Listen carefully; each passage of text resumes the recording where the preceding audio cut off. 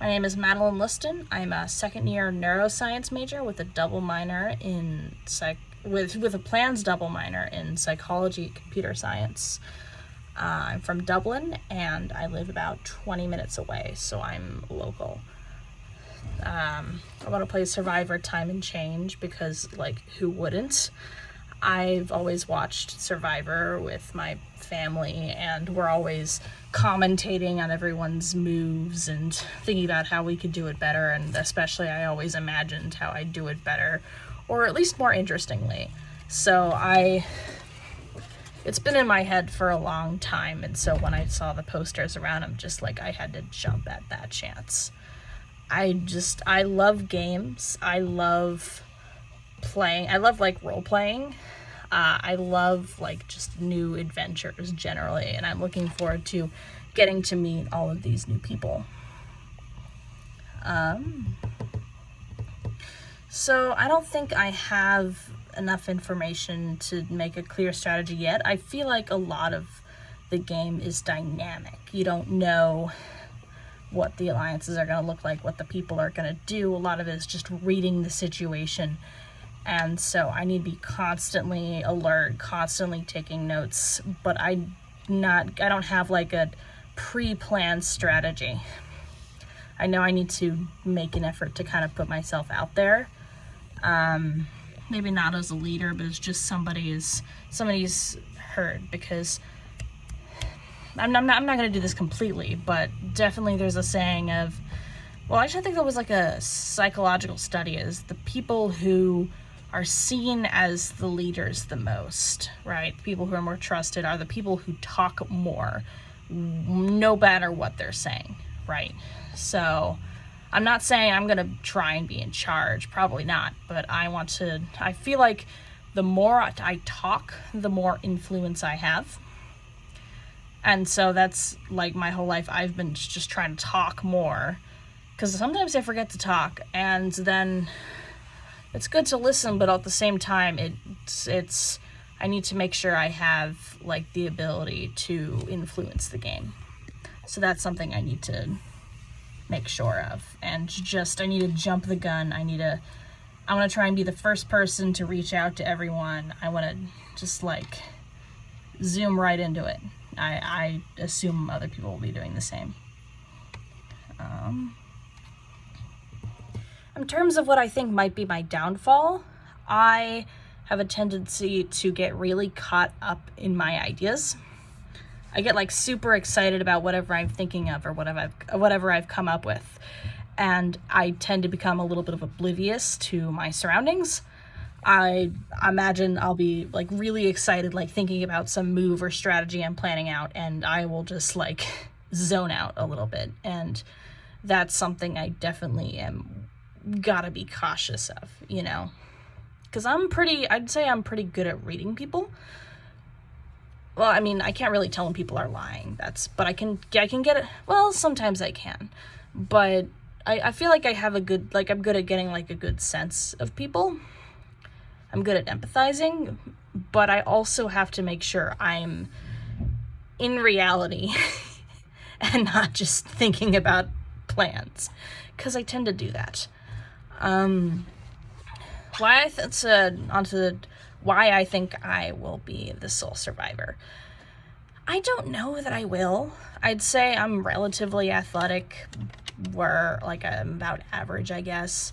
I'm a good strategist, but I'm not the best out there.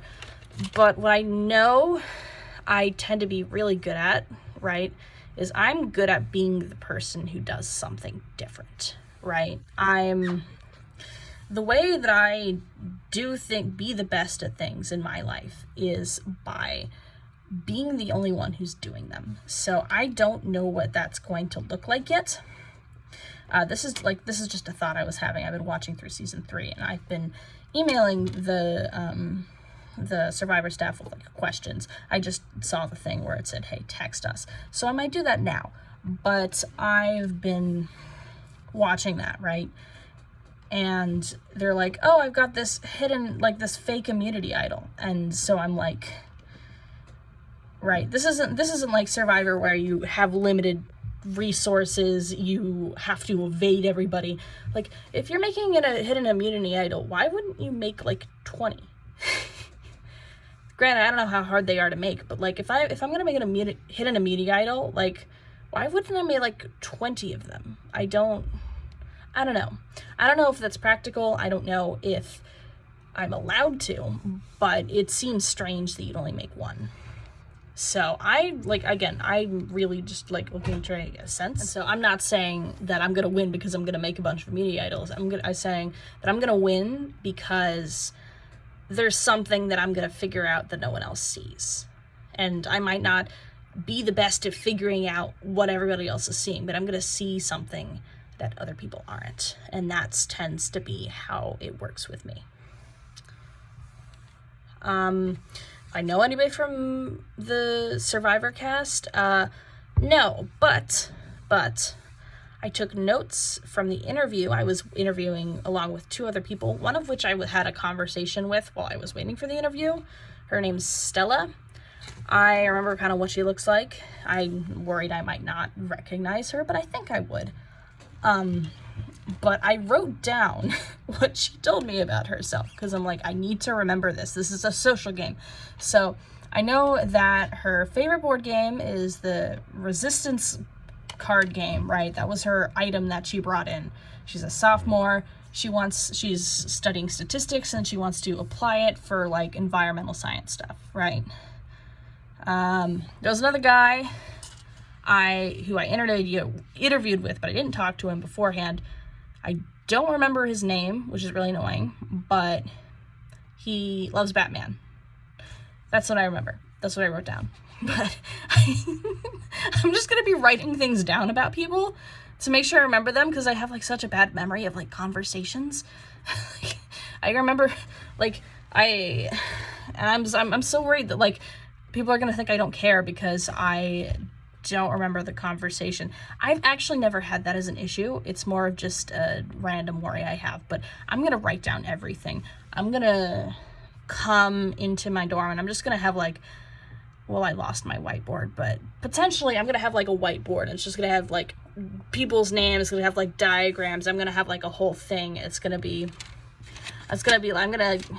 Maybe I'll get like some tacks and string and just like get posted on somewhere and just like go all like conspiracy mode. That'd be so fun. If I do that, I'm gonna film it. One thing I do remember about the people from my interview is, I remember about Stella, is she's very polished, right? Like, I was clearly kind of nervous, right? I was like stuttering a little bit. I was not saying as much as I tend to say. I tend to talk a lot sometimes, but like, she was very, like, she knew what she was gonna say. She was very well put together, and that intimidated me a little bit.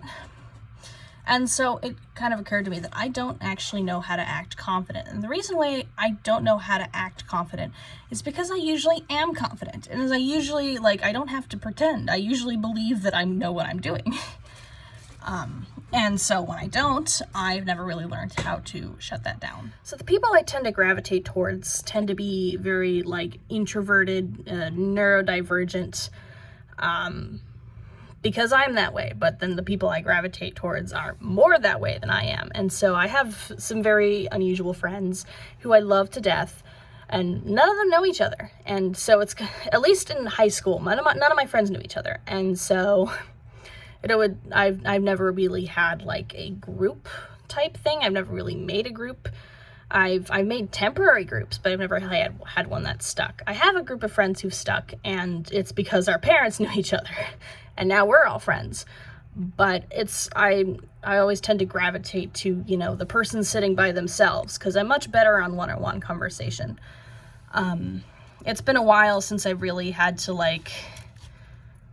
I was never really good at fitting in, you know? Like, I always felt like friend groups I had to fit in. And it's been a long time since I really had to try and do that.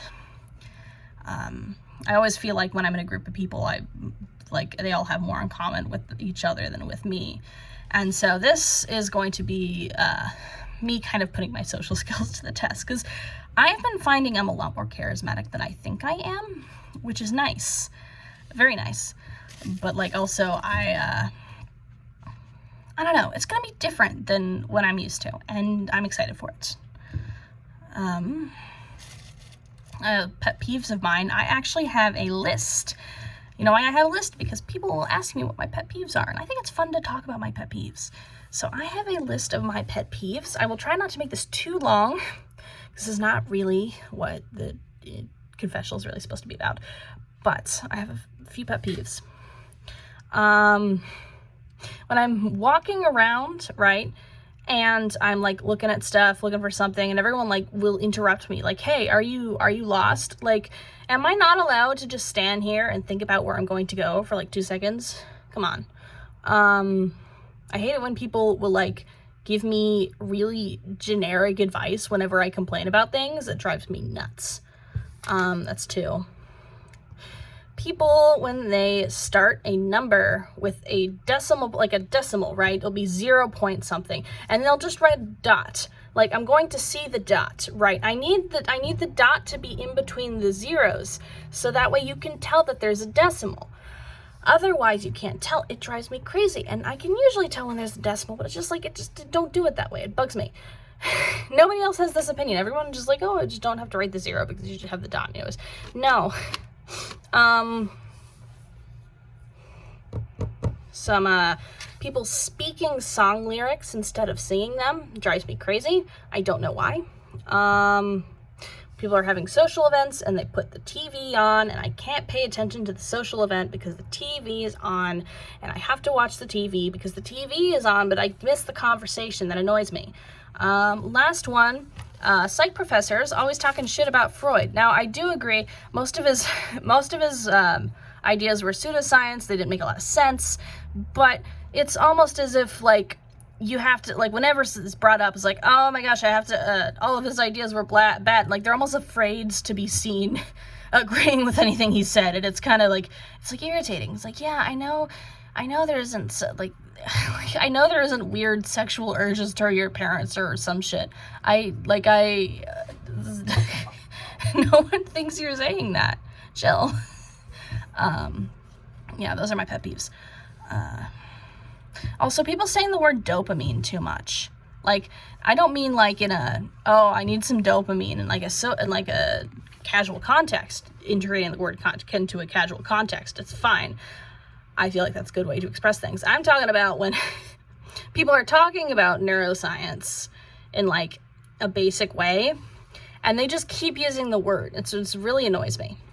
Anyway, those are my pet peeves. Are they important? No, but I have a list of them in case somebody asked, and somebody did. Somebody was the interview. So I was right to have a list. What is my claim to fame? Well, I don't know if this is my claim to fame, but the thing I'm most proud of is back when I was like 14, right? My mom ran for office. She's like a doctor. She'd never done anything political before, but she was like, I'm gonna run for the state house, as in the state house of Ohio, like it's the state level thing. But it was like a lot of work and dedication, and my God, she is like the smartest, most dedicated woman I know, and I really admire her. But that's not the point. The point is, I was grinded real hard. I was knocking doors every day. I was calling people every day as part of the campaigning, and I did a good chunk of the volunteering for it. It's just like, and part of the reason why I'm so proud of that is because a lot of that was me gaining independence and feeling like I'm capable of putting work towards things that aren't just school, you know? It was a lot of personal growth in that moment, and also something I'm really proud of. So I don't know if that's what the most impressive thing about me would be on paper, but it's the most impressive thing to me personally. On a similar note, I'm actually running this spring for Franklin County Central Committee, Columbus Ward 72, right? I don't have to campaign or anything because the seat is unopposed, because I'm the only one running, but I'm really excited for that. I'm on the Central Committee for the Franklin County Democratic Party, which means I'm going to be part of the group of people who's electing who's deciding what candidates the party endorses and organizing poll standing events and things like that. So I think it'll be a really neat experience. I'll get to meet a bunch of people. So, yeah. My strengths, I would say, are things that revolve around learning things, like abstract thinkings, being very being adaptable, right? I'm very good at like picking up new skills and figuring things out quickly. Like a lot of like raw IQ stuff. I'm very perseverant. I like to make sure I do things well, and I have grit, I believe. But I don't like doing things badly. Like, there's projects I've worked on for school that I knew I only had to do such and such to get all the points, but it's like, I need to do something. I need to make this good, you know? I can't just do for the, like, if I have to make it good, you know? And so I feel like that'll be helpful. Well, maybe it won't be helpful for this because I was going to try my best anyways, but still, I feel like that's a strength of mine. I'm also very optimistic and I'm very confident. Like I said earlier, I might not come across as confident because I'm confident such that I've never had to practice pretending to be confident, but I'm optimistic, I'm confident. I tend to believe I know what I'm doing. Whether or not I do is, well, I guess that's contradictory because I'm questioning if I don't know what I'm doing. When I'm saying that I do know what I'm doing. But at the same time, this talking to myself is because I think that it makes me sound smart, but it doesn't actually make me sound smart. It just makes me sound smart to me. Anyways, my weakness is that I tend to be a little bit confusing. And also just like most of my weaknesses revolve around like my ADHD. So I have a hard time sitting still. I have a hard time focusing, you know. I tend to zone out in conversations. I tend to be kind of oblivious to my surroundings, just things like that. I tend to misplace things. ADHD, time blindness plus optimism means I'm often late for things, but I'll make an effort. I'll make an extra effort with this, I promise. But yeah. Things I like to do in my free time. Lately I've been watching a lot of mindless stuff on YouTube. I've always been a video game person. I like to be actively engaged in whatever my entertainment is. So video games, YouTube. I always felt like I don't watch a lot of TV because I feel like it's too passive, just me watching something, you know? But lately I've been teaching myself to knit. Actually my item for the interview was the bag that I knitted myself, and I don't feel like I was nervous. I don't feel like I did the bag justice with how much kind of meant to me and what the significance was it is. So I'm gonna bring it back out. It is right here. Yeah. So I said, right, that I knitted it myself. I made it with the wool that my mom brought back from her Alaska trip, because apparently the wool is a big thing there. I don't know if I mentioned, I also lined the inside with fabric. So I taught myself how to sew in order to make this bag, which I'd known how to knit, but I taught myself to sew for this bag. And this is kind of, it's like, this is the first, like I made a hat, but this is the first knitting project that I'm really proud of. And kind of the campaign thing, knitting has been very important because I have a lot of mental roadblocks in terms of doing creative things if I have to make everything perfect or else there's no point in trying, right? But this kind of proves to me that I'm able to do things. I'm able to create things, and I just need to stop overthinking it and just do stuff, you know? And it's a focus from the focus. You gotta stop focusing on the final product and focus on building the skill, because that's how you're going to get good stuff. That's how you're going to get good results. You focus on the skill, and that's what I've learned from this. So it's been very good for my self-confidence. Do I plan on being deceptive, or should people trust me? I definitely want to be deceptive. I hope it comes to an opportunity where it's useful. I tend to be bad at lying. My brother can always tell when I'm lying, but I think it would be so fun to be a villain, right? I want to do something that makes me laugh maniacally. I want to cackle, like on like an outtake, like on an outtake. I want to just cackle maniacally about something. It'll be so fun. I'm so looking forward to this. Who inspires me? I mean, the answer is my mom, right? She is always putting herself out there, always trying new things. She is so smart. She is so dedicated. She is committed to helping people in so many aspects of her life. Right? She is a doctor. She is a state representative. She makes classes for her job as a medical school professor. She actually works at OSU. My mom and my dad recently started a board game store. Well, a game store called Card Castle Games. I don't know. I just find, and she's very insightful about people and just about things in general. And so I find she's like a huge inspiration for me. But I also think that's a little bit of a boring answer to say your mom.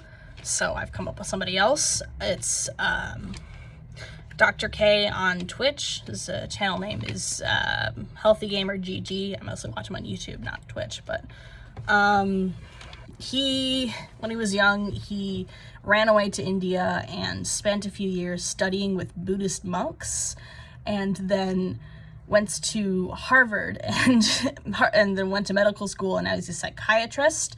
And he has a channel where he talks about mental health in a very from all different angles. He talks from like a psychology perspective, he talks from like a neuroscience perspective, he talks from an Asian philosophy perspective, and it's like a whole blend of things. And he's just so insightful, and it's just kind of this representation of the kind of person I'd imagine myself to being all of those years ago when I wanted to be a psychologist, right? Well, I guess neuroscience isn't exactly psychology, but I plan to probably go into psychology from it. Yeah. In high school, there was this icebreaker question thing at the beginning of the year, which I always find a little bit of annoying. But there was this icebreaker thing of, they gave us 11 toothpicks, right? And they said, turn 11 into 9 with the 11 toothpicks, right? So what I did, right, is I took this toothpick and I lined up the 10 toothpicks. Hold on, so that there was these spaces in between. So when I put them between, right, I'm gonna have to make these closer together. Make these closer together. Hold on just a second. You'll see what I'm doing with this. There we go. 11 toothpicks. It's made. Coming off of this one toothpick, there are 1, 2, 3, 4, 5, 6, 7, 8, 9 spaces. And so I was confident that was the answer. You know what the answer actually was? I put the toothpicks into the shape of the 9. Like that. That was the answer. And you didn't even have to use all the toothpicks. And you could write the word 9, or you can write it in different ways. And I thought, that's the that's the first thing I thought of, right? But I'm like, that's the stupidest answer to the puzzle. That can't be it. And so I was the only person who got that wrong. Technically. I think I was the only person who got that right. So that's kind of what I'm talking about with my strength being abstract thinking and doing the thing that other people don't think of. Because I still think my answer is way better. My favorite real Survivor player has got to be Coach from Survivor Token Teens. He's just so wacky and fun. I always found it so interesting to watch him. I gotta find there was this like speech he made. I think it was like the end of the season, or maybe it was gonna be voted out or something. I gotta remember that speech. I want to see if there's a way I can incorporate that into my gameplay somehow. That'd be so funny. It was so funny. Yeah. Attributes it takes to win the game. That's a hard one because, right, it helps to be athletic, but you don't want to be too athletic or else people think you're a threat. Helps to be strategic, but you don't want to be too strategic or else people think you're a threat.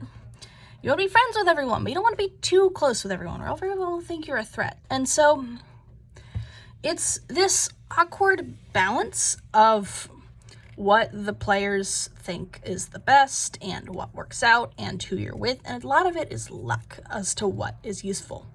So having this, because you don't want to have too little of any of those things either, right? So having this skill is very useful. It doesn't guarantee you're going to win. It's luck, it's strategy, it's a whole blend of these things. It's unpredictable, and that's what I love about it. Number one reason somebody would vote me out. Probably because I was just like giving off weird vibes. Like, I don't know, like people seem so quick to just be like, oh, this person's giving me weird vibes. And I know that I have to start doing that as like a strategy, right? Because if I want to take control of the game early, I got to come up with ammo against other people, right? That's part of the strategy. But it's like, oh, they're just like being kind of weird. I never understood. Like, that's something I have to like do consciously. Where was I going with this?